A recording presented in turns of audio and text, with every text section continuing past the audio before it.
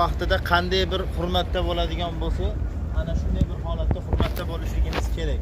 Chunki payg'ambarimiz alayhisalom aytganlarki, kim menga salom yo'llaydigan bo'lsa, Alloh taolo menga ruhimni qaytaradi va men unga alik olaman degan. Ya'ni payg'ambarimiz alayhisalomga biror bir soniya bo'lmasa kerakki, u zotga salovat, salom yo'llanmagan. Ya'ni oddiy insonlarda bu qabrdagi hayotiga o'xshamaydi, payg'ambarimiz alayhisalomniki boshqacha. Ana shuning uchun hayot vaqtida qanday bir o'zimizni tutishligimiz kerak bo'lgan bo'lsa, ana shunday holatda hurmatda kirib, ba'zi birlarni ko'rib qolamiz, qo'lni ko'tarib olib, mashina qilib salom berganga o'xshab.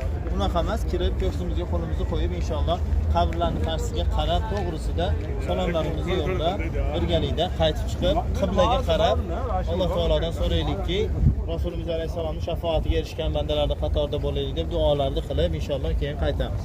Amin.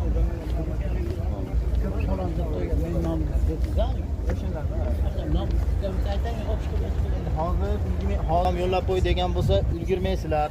Jondan boshqada. Rasululloh mendan qaysi ummatlaringiz salom yo'llagan bo'lsa, barchalarini salomlarini qabul qiling deb bugun chiroyli salomni yo'llab chiqarlar. Ertadan kuniga necha marta kirsanglar, kelib salomlarni yo'llab chiqarasizlar inshaalloh. Inshaalloh.